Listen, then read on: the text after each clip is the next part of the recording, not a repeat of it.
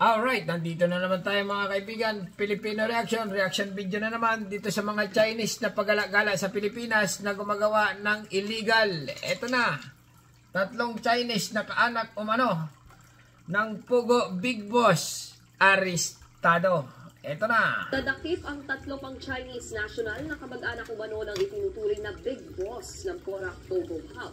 Natagpuan sila sa isa sa mga sinalakay na villa sa loob ng isang leisure park sa Pampanga. Yan ang mga kaibigan, ang breaking news ngayon na talaga namang nagtitrending ngayon. Tatlong Chinese na nangingitlog sa Pilipinas na matagal na panahon na. Eto na ngayon, arestado. Okay? At maraming ang natutuwang mga Pilipino kasi nga itong mga Chinese na ito ay nababawas-bawasan na sa Pilipinas. Ang tatlo pang Chinese national na kamag-anak umano ng itinuturing na kamag-anak, Big Boss. Pinsan. Okay? Pinsan ng Big Boss. Porac Pogo. Pinsan ni Alice Go. Mga tito, okay, at tita, arestado. Natagpuan sila sa isa sa mga sinalakay na villa sa loob ng isang leisure park sa Pampanga. Tama. Live mula sa Clark, Pampanga, nasa frontline ng balitang yan si Rainiel Pawid. Rainiel, paano ang ganda naman itong newscaster na ito? nahuli itong tatlong Chinese na ito? Kabayan, ano na? Wiki, karagdagang tatlong Chinese national nga yung nadakip ng mga otoridad kahapon dito sa loob ng Fontana Leisure Park at nakita sila doon sa isa sa mga villa na pinaniniwalaan din na tinuluyan nga nitong Pogo Big Boss na si Wang Ziyan. At nakakuha naman tayo ng konfirmasyon mula sa Bureau of Immigration na undocumented o walang kaukulang papeles para manatili sa Pilipinas itong tatlong Chinese national. Naku, ay walang dokumento. Dami yan. Okay? Pumunta kayo ng Chinatown kung talagang gustong linisin lang, ha? Sa Chinatown kayo pumunta, sobrang dami. Sigurado. Continue lang. Ayun. Matapos ang raid sa 5 villa sa loob ay, mga polis, may dalang mga ng Fontana Leisure Park sa Clark, Pampanga nitong Huwebes, tatlo pang Chinese nationals ang dinampot kahapon ng mga operatiba ng Presidential Anti-Organized Crime Commission o PAOK sa villa na tinuluyan ng umano'y Pogo Big Boss na si Wang Ziyang. Mga kamag-anak ni Wang Ziyang, yung kamag-anak ni Alice Go. Marami nagtatanong mga kaibigan na sana daw si Alice Go. Natingin ko tumago na eh. Okay? Kasi nga yung ano ba yun? Yung ganon ni tab print ni Alice Go ay napatunayan na match doon sa ilabas ng NBI na Chinese nga siya. Ito na, mga kamag-anak ni Wang Ziyang. Yung hinahanap natin, manager yung isa, pamangkin, bla bla bla bla. Okay, continue. hanap nating manager, pamangkin. Ang tinutukoy na pamangkin ni Wang, ang 23-year-old na si Wang Zushen. Nako, ay batang-bata nasa Pilipinas, pagala-gala, gumagawa ng illegal, kalukuhan. Ayan, arestado mga kaibigan, ha? Wang Xianxin. Okay, continue lang. Kinukumpirma pa ang tunay na Wang Xianxin, pinsan. relasyon ng dalawa pang nadakip na sina Wang Zaicheng at Chen Shifang kay Wang Ziyang. Nako, mukhang hindi pa huhuli ng buhay itong mga ito. Pagmumukha lang. Ayon sa PAOK, nagtataguraw ang tatlo sa isa sa mga villa. Posible rin umanong may katungkulan ng mga ito sa illegal na pogo. Nako, ay hindi lang katungkulan sa mga pugo. Baka ito ay mga military na rin ng China. Tatlong Angry Bird, arestado. Kaya naman lalong lumakas ang kanilang suspecha na hideout ng mga pogo boss ang naturang leisure park. Sa amin, we will move with the suggestion ng CDC kung kailangan sara muna yung mga pinagsususpetsahan sa lang muna nila. Yan ang gusto ko ngayon sa mga kapulisan ng Pilipinas eh. Okay, sa mga agency pa. Papogi, mga kaibigan ha, papogi ngayon. Kasi nga, trending ngayon yung mga Chinese na pag-alagala sa Pilipinas about dito sa Pogo. Yung mga Chinese, bumili ng lupa. Kaya ngayon, tuloy ang investigasyon sa Senado, hindi lang ito.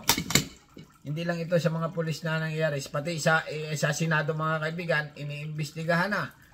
Yung may mga malalawak na lupa sa Pilipinas, ang mga may-ari ay Chinese. Bumili na ng bumili. Ay mga illegal din pala yan, mga yan. Walang document. Continue lang. Sa official statement ng Fontana, diniig nilang ang 5 nirig na villa na ibenta na noong 2014 at 2015. Oh. Ibig sabihin daw nito, wala na silang kontrol sa mga pasilidad. Talaga naman pahugas kamay, ano? Montana Management, hugas kamay, mga kaibigan. Kaya hindi raw nila ito basta-basta pwedeng pasukin nang walang permiso. Ganon. Dahil sa sunod-sunod na anomalya sa mga pogo, tahasang sinabi ni PAGCOR Chairman and CEO Alejandro Tenco na handa silang pangalanan ang isang manong dating miyembro ng gabinete na nag-aproba ng lisensya ng mga pogo na nirig kamakailan. Talaga naman itong PAGCOR na ito. Okay. Former high-ranking government official try to facilitate the grant of gaming licenses and blah blah blah. Okay. Itong mga pogo, ang PAGCOR ay yun na nga. Okay. Nakikiisa na or gumagalaw na rin ang PAGCOR kasi nga pati sila nagko-question. At dapat lang questionin na sila ng questionin kasi nga sila ang nagpa-approve ng mga pugo na yan Okay, continue lang. Katakataka rin daw ang paglobo ng mga kumuha ng lisensya noong nakaraang administrasyon. Di ba? Katakataka, di in-approve nyo. Di kasalanan nyo. Linisin nyo. Dumi nyo, linisin nyo. Alejandro Tenco, Chairman and CEO PAGCOR. Okay. Na umabot sa halos 300. Nako. Halos 5 beses itong mas marami sa mga pogo licensee sa kasalukuyang administrasyon. Nako. Kabayan na? Niki, sa kabila ng nangyaring raid ay tuloy ang operasyon ng amenities and resort dito nga sa Fontana Leisure Park. Yan ang maganda. At tayo kanina ng impormasyon mula sa CDC Police na tuloy-tuloy nga yung paghahalubog doon sa pinasok na 5 villa dahil dito rin kumukuha pa ng ibang link doon nga sa Pogo operation sa Bamban at dito sa Porac dahil dito nakita yung ilang mga immigration documents at billing statement na nakapangalan doon sa mga Pogo Big Boss. Yan mga dapat tuloy-tuloy lang ang operasyon. Kasi nga pag biglang tumigil ito ang operasyon, mawawala na naman ang isyo. Okay? Dadami na naman ng mga Chinese. Kasi nga pinapauwi ngayon Sinabi nga ni Sherwin Tulpo, sinabi niya dapat nang bawasan. Ang dapat bawasan, puno na ang salop. Okay? Yung mga negosyante na Chinese, possible na hindi pa yan. Okay? Hindi pa yan imbestigan ng todo. Yung mga pag-alagala na Chinese na walang ginagawa sa Pilipinas, ay dapat nang imbestigahan. Pauwi na sa China at ibalik na ang dapat ibalik. Kasi nga mga kaibigan, umaaray na ang mga Pilipino. Bakit nagtataka ang mga iba? Bakit ganon? Yung mga Chinese dito pag-alagala, sobrang tagal na. Wala naman palang dokumento. Bili pa ng bili ng bahay at lupa. Paubos na. Ang lalawak pa naman ang binibili ng mga yan. Hindi yan hindi yan bumibili ng mga maliliit Bumibili yan ng malalaki. Bago umatindi pa nito, pinapangalan nila sa mga Pilipino. Pero ang may-ari talaga Chinese. Di ba yung sa Senate hearing ngayon, yung ano ba yun? Magtitinda lang ng isaw. Incorporator ng Pogo. Ganun ka ang utak ng mga Chinese. Nagtitinda lang sa palengke. Tinda ng kakanin.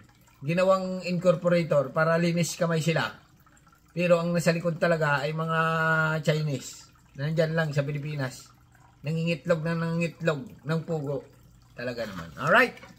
Pero balik tayo dito sa 3 Chinese na kaanak umano ng Pogo Big Boss. Yun na nga. Arestado. Anong mangyayari? Pag na-aresto na yan, ay di pa babalikin na ng China. Talaga naman. Siyempre, bakit hindi ikulong muna? Siguro ikukulong. Mga 1 linggo, 2 linggo, 1 taon, di ba? Pagkatapos, papabalikin na ng China. Ganun talaga. Wala tayong magagawa mga kaibigan. Kasi nga, yan ang gusto ng Pilipinas. Okay? Tingnan mo si Alice Go. I-deport daw agad sa China. Kasi napatunayan na ngayon ng Chinese. Kaya lang, hindi magilap ngayon kung saan si Alice Go. Kasi ayaw niya magatid sa Senado. Masakit daw ang stress na stress daw siya. Sa kanyang buhay. Stress at ayaw niya magatid sa Senado. Pero tumago na yun. Tumakas na yun. Oo, kasi nga, yung fingerprint niya, match dun sa labas ng NBI na, ano ba yun? Guwang ding. May mga pangalan hindi na nakakalito. Oo, pag mga Chinese ang pangalan, nakakalito. Wang Pangling, Lung, Langling. Okay? Hindi katulad ng Pilipino, Juan de la Cruz, Andoy. Okay? Di ba? Simple lang. Maria. Marites. Ganun lang mga pangalan ng Pinoy. Hindi nakakalito, hindi katulad ng mga Chinese, sinalito. Xing Shang Song. Song Song Song. Ching Ching Ching. Alice Go. Alright. Tito at tita ni Alice Go. Arestado. Okay? Hanggang dito na lang mga kaibigan. Ano masasabi nyo na naman na ito na nga, nagpakitang gilas na naman ng ating mga kapulisan na mga Chinese nga sa Pilipinas ay inaaresto na yung mga illegal. Okay? Hanggang dito na lang. Subscribe my channel. Don't forget, comment. Bye-bye. Thank you.